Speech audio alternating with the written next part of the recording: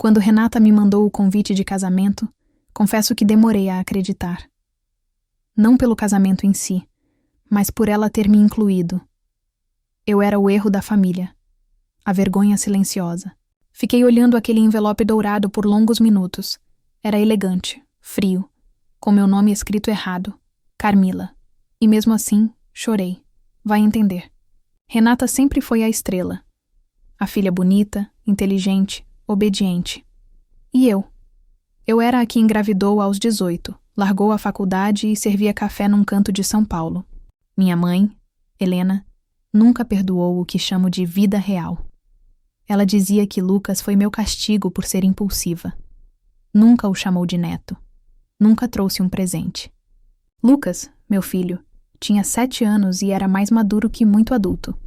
Cabelos lisos e olhos cor de caramelo. Ele dizia que um dia ia ser cientista. Eu acreditava. Trabalhava num café pequeno na Rua Augusta. Fazia de tudo: balcão, caixa, limpeza. Meus turnos passavam entre cheiro de pão quente e dedos queimados. Na semana do casamento, peguei meu único dia de folga. Juntei o que tinha e fui com Lucas na ladeira Porto Geral. Comprei um vestido azul marinho modesto e um terninho infantil. Lucas sorriu quando se olhou no espelho. Tô bonito, mãe? Tá lindo, filho. O vendedor disse baixinho. Ele parece com você. Mas o sorriso é só dele. No sábado do casamento, chegamos cedo ao Hotel Majestic na Avenida Paulista. Luxo era pouco. Era outro planeta. Me senti invisível logo na porta. Uma recepcionista olhou nosso nome na lista com desgosto. Mesa 19, perto do buffet. Tradução. Longe dos fotógrafos. Longe da família. As pessoas passavam por mim como se eu fosse decoração. Uma senhora chegou a empurrar Lucas de leve com a bolsa, sem nem pedir desculpas. Helena apareceu com um vestido vermelho vinho, colar de pérolas e um sorriso falso. Você veio mesmo? Sem abraço, sem afeto. Só aquele tom passivo-agressivo. Renata surgiu em seguida, no auge de sua beleza montada. Vestido branco importado, cabelo preso em coque alto. Ah, Camila. Achei que ia vir com aquele vestido que usou no velório da tia. Ri de nervoso. Lucas se escondeu atrás de mim. Só queria que ele visse a família, disse. Renata sorriu com veneno. Família é quem está presente, né? Durante a cerimônia, ninguém falou comigo. Sorrisos, brindes, risadas, e nós dois ali, como figurantes sem falas, como penetrações com crachá. Após o brinde, anunciaram algo chamado Leilão Beneficente. Helena pegou o microfone. Vamos arrecadar fundos para ajudar mães solteiras. E para começar, uma brincadeira. Senti um arrepio. Helena apontou para mim. Minha filha Camila e o pequeno Lucas. Quem dá lance para um café com eles? Risadas. Risos altos. Espantados. Maldosos. Fiquei sem reação. Lucas apertou minha mão. Meu rosto queimava. Vi celulares sendo erguidos. Gente filmando. Uma multidão rindo de mim, de nós. Renata riu alto do palco. Vamos, gente. 500. É um combo mãe dramática e filho gênio. Meus olhos ardiam. Mas continuei ali, parada, humilhada. E então, uma voz masculina ecoou do fundo do salão. 1 milhão. O silêncio caiu como um raio. O riso morreu. As cabeças se viraram. O absurdo havia sido dito. O homem caminhava lentamente entre as mesas. Usava terno escuro, gravata azul marinho. Alto, imponente. Olhos firmes, voz sem tremor. 1 milhão pelo café, com Camila e Lucas. Ninguém dizia uma palavra. Helena ainda segurava o microfone, agora com as mãos trêmulas. Renata arregalava os olhos. O noivo dela parecia não saber se ria ou fugia. Quem é você? Helena quebrou o silêncio com a voz aguda. O homem ergueu uma pasta de couro. Eduardo Martins, advogado de Fernando Andrade. Meu pai. O nome do meu pai caiu como pedra no peito. Ele havia morrido há 4 anos. Segundo minha mãe, sem deixar nada. Sem herança, sem documentos. Só mágoas. Eduardo olhou direto para mim. Senhora Camila Andrade, Sou o responsável pela leitura e execução do testamento de seu pai. E creio que chegou a hora. Helena tentou interromper. Que história é essa? Ele não deixou testamento. Eduardo foi calmo. Deixou sim, mas só poderia ser lido quando Lucas completasse 7 anos. E hoje, ele completou. Senti o mundo girar. Lucas segurou minha mão mais forte. Mãe, é verdade? Eu queria responder, mas nem eu sabia no que acreditar. Minha cabeça era um redemoinho. Eduardo abriu a pasta e retirou um envelope com o selo do cartório. Está tudo aqui. Fernando Andrade destinou 85% da herança à filha Camila e ao neto Lucas, e os 15% restantes à senhora Helena. O salão ficou mudo. Ouvi uma taça escorregar da mão de alguém e se espatifar no chão. Helena cambaleou. Renata ficou vermelha como vinho. Isso é uma mentira! Renata gritou desesperada. Ela sempre foi a rejeitada. Ele me amava. Não essa fracassada. A plateia observava em silêncio, boquiaberta. Eduardo a encarou com firmeza. O senhor Fernando se arrependeu de muitas coisas, inclusive da forma como foi manipulado por algumas pessoas da própria casa. Helena recuou um passo.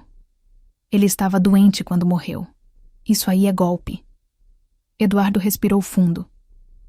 A senhora quer que leia o trecho onde ele fala de sua conduta? Está anexado ao testamento. Minha garganta fechou. O advogado me entregou uma cópia. As mãos tremiam. Me vi citada ali, com palavras que nunca ouvi dele em vida. A minha filha Camila, por sua força e dignidade.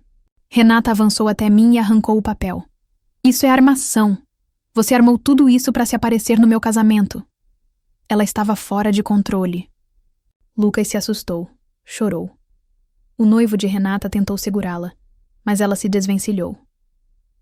Você sempre quis tudo meu, até meu momento, sua pobre coitada. Eduardo se posicionou entre nós.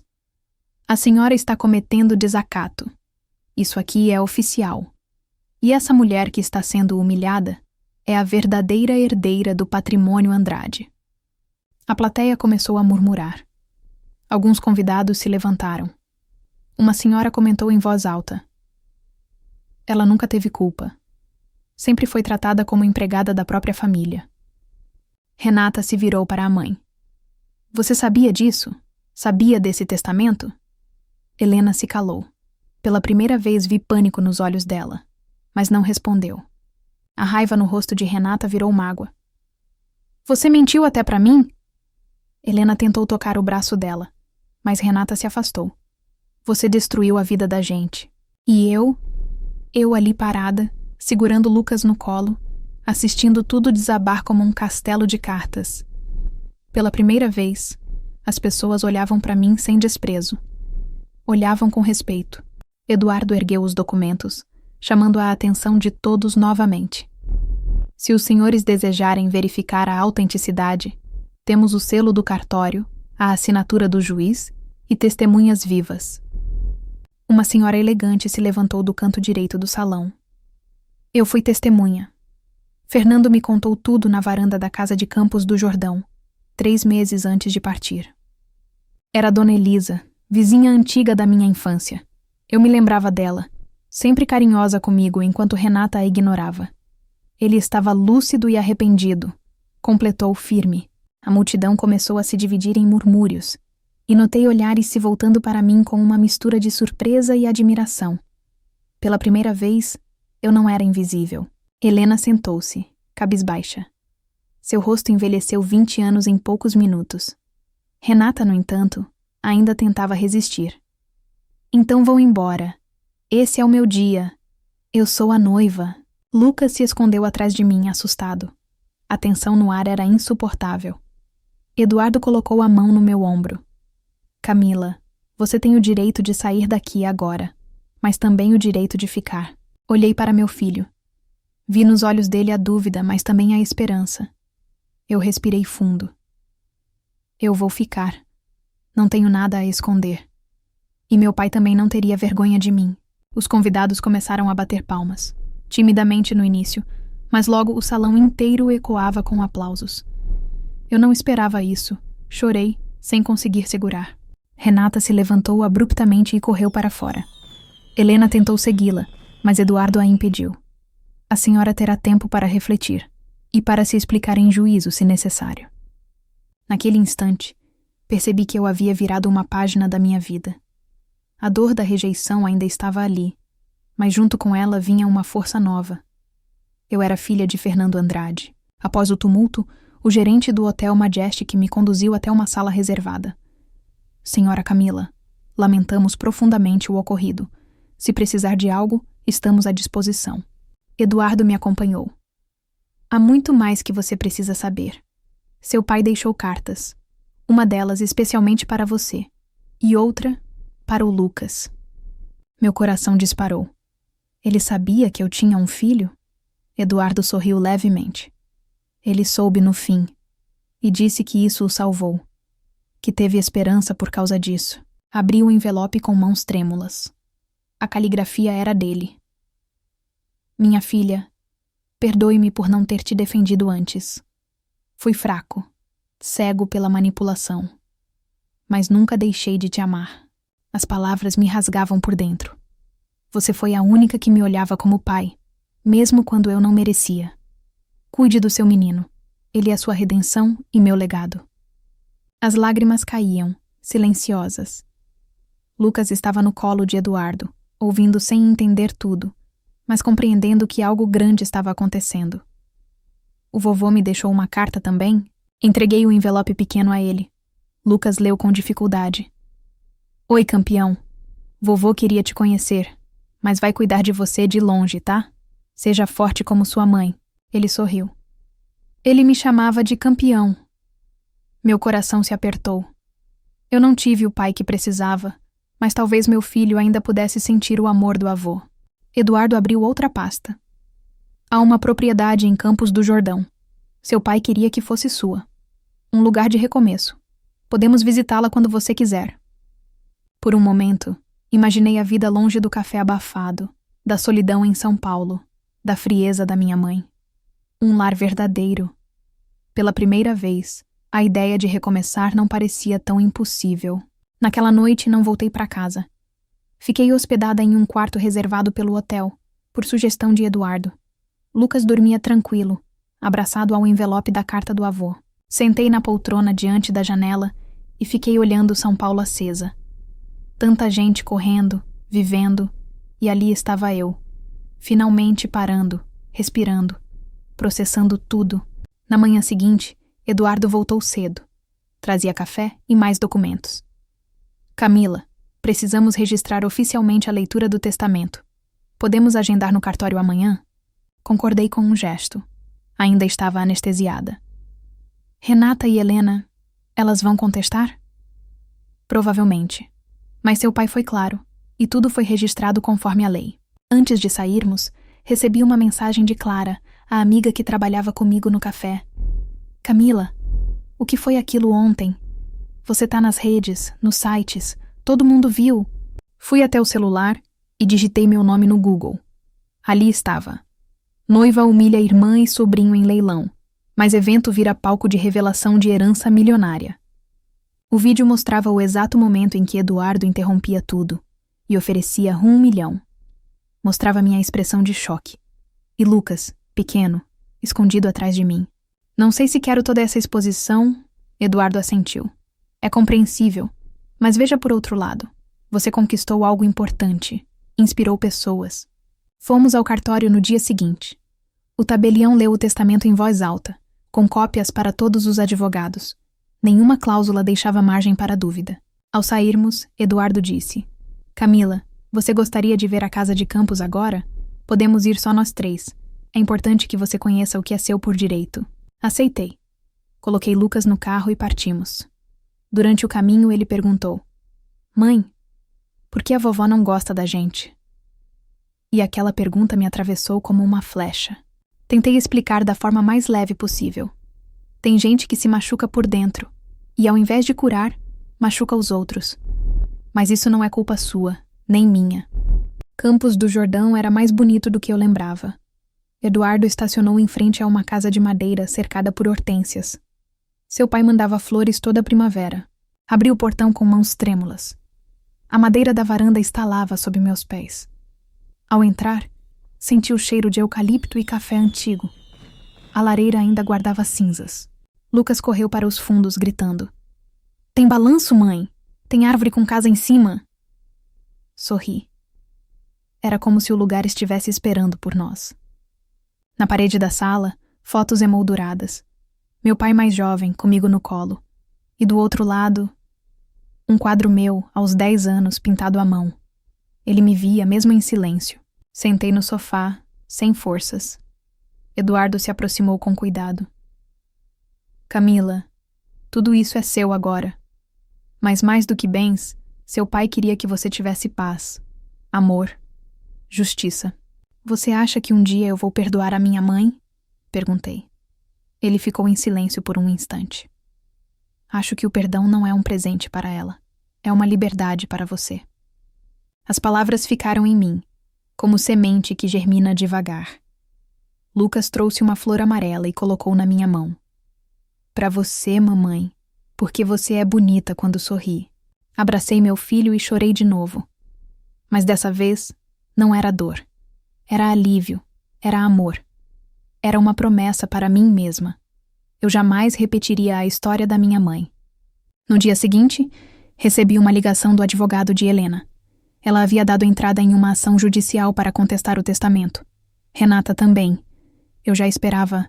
Eduardo, firme, apenas disse: "Nós vamos enfrentar isso. Eles não têm base legal, mas prepare-se. Podem tentar destruir você emocionalmente." Eu assenti, respirando fundo. As audiências foram marcadas para dali a 2 meses. Até lá, Eduardo sugeriu que ficássemos em Campos, longe da mídia e das pressões. Aceitei. Lucas adorava o balanço. Numa manhã fria, encontrei uma carta escondida no fundo do armário, endereçada a mim. Era do meu pai. Ele escreveu antes de morrer, mas nunca teve coragem de enviar. "Filha, me perdoe. Por tudo que não fui. Por tudo que não fiz. Você sempre foi minha maior dor. E meu maior amor. Espero que um dia possa me entender." Li soluçando. Comecei a escrever no caderno que deixei na sala. Cada lembrança, cada ausência, cada injustiça. Eu precisava me purgar, tirar aquela dor do peito, palavra por palavra. Lucas desenhava ao meu lado. Casas, árvores e corações. Disse que ali era nossa casa mágica. A infância dele seria leve, mesmo que a minha não tivesse sido. 1 mês se passou, e então recebi uma intimação. Helena e Renata estavam acusando Eduardo de manipulação e falsificação.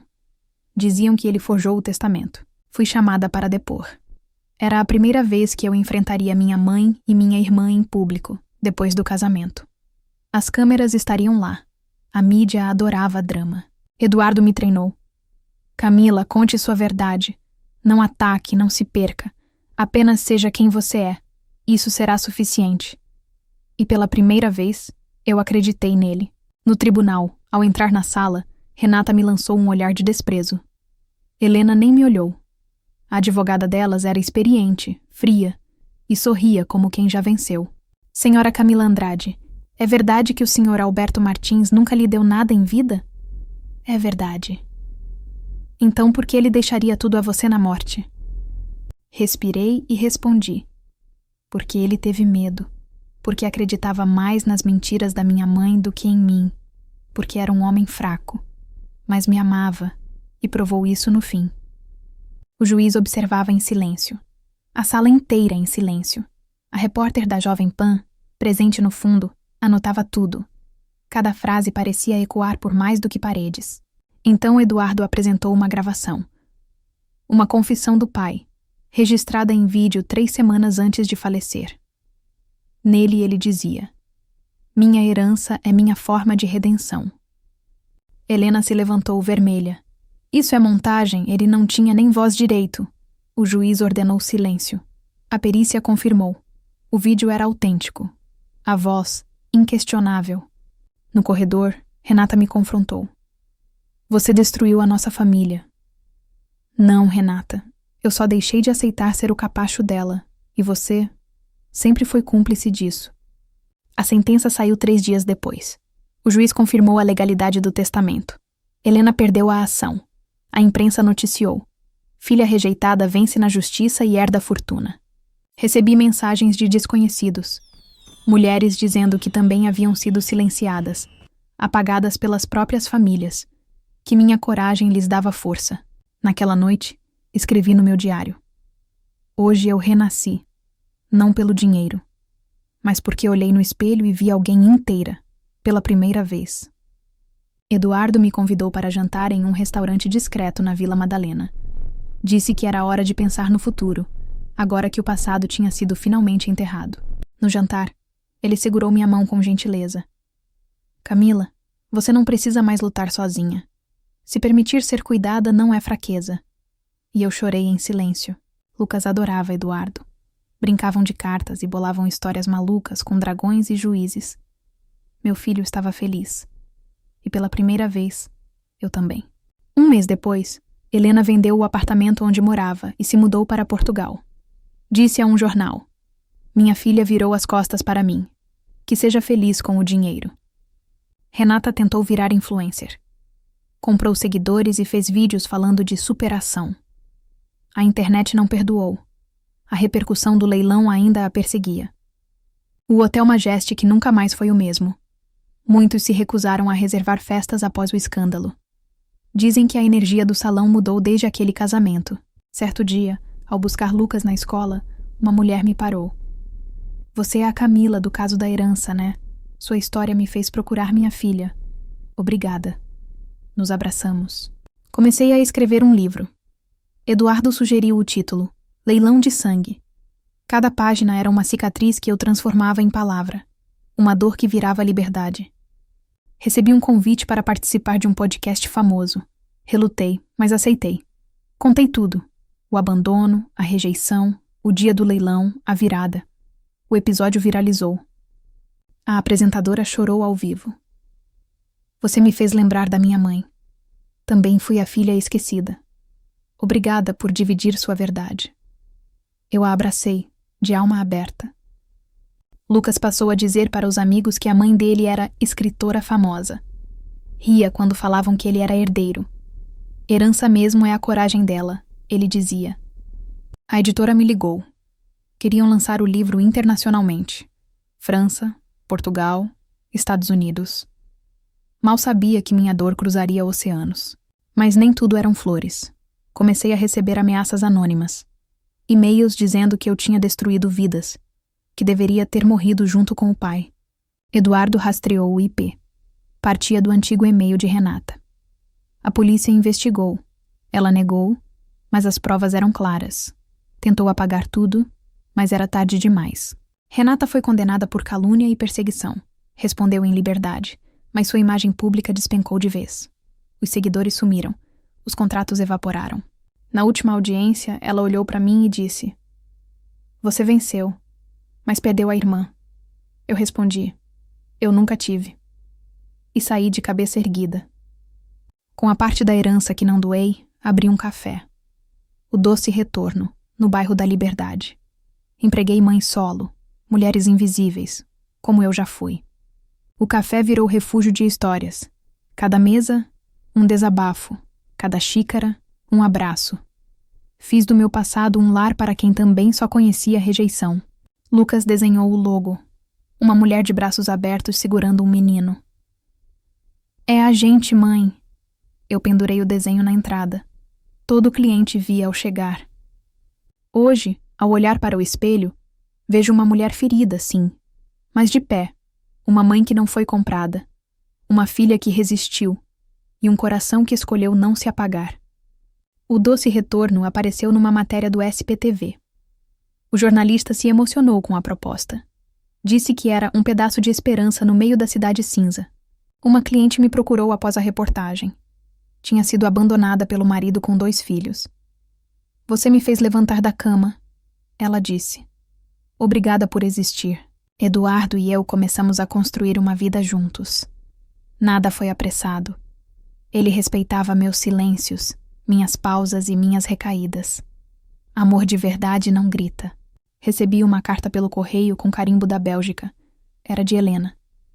Fiz escolhas terríveis. Nunca saberei amar como você ama. Desculpe-me por existir assim. Li a carta uma vez. 2. Guardei. Não respondi. Algumas feridas não sangram mais, mas também não merecem novos cortes. O silêncio, às vezes, é a maior resposta. Lucas teve uma crise de ansiedade certa noite. Sonhou que estava de novo no palco do leilão. Acordou suado, aos gritos. Abracei forte e disse: "Você está seguro." Começamos terapia familiar. Quis quebrar o ciclo, que meu filho não carregasse o peso que eu levei nos ombros por 3 décadas. Ele merecia leveza. Eduardo participou de todas as sessões. A psicóloga disse que nossa história não era sobre dinheiro ou escândalos. Era sobre reparação e cura coletiva. Renata saiu do país. Um conhecido contou que ela mora em Cancún, tentando recomeçar. Vive de vídeos de lifestyle, fingindo que está tudo bem. Não a sigo. Não a odeio. Só não carrego mais. Não preciso mais provar nada para ninguém. Eu existo e isso basta. O resto, deixo para Deus. Certo dia, Lucas me perguntou: "Mãe, se você pudesse mudar aquele dia do leilão, mudaria?" Pensei por um instante. "Não, filho. Foi ali que eu renasci." Ele sorriu. "Então eu também não mudaria. Porque naquele dia, você virou a mãe mais forte do mundo." E me abraçou como se eu fosse feita de vidro e coragem. Voltei à igreja depois de muitos anos. Não para pedir, mas para agradecer. Pela dor que me ensinou, pela queda que me fortaleceu, pela escuridão que me iluminou. Na última sessão de terapia, nossa psicóloga sorriu. "Camila, você conseguiu parar de repetir padrões. Isso é mais valioso que qualquer testamento. Comprei um imóvel simples no interior, em Olambra. Um cantinho para fugir do caos. Plantar lavanda e colher silêncio. O plano? Viver devagar quando der. Fiz uma tatuagem discreta no pulso. 7,85. A idade de Lucas e o percentual da herança. 2 números que me lembram que eu sou mais do que tentaram me fazer. Recebi convites para palestras. No começo tremia, mas depois entendi.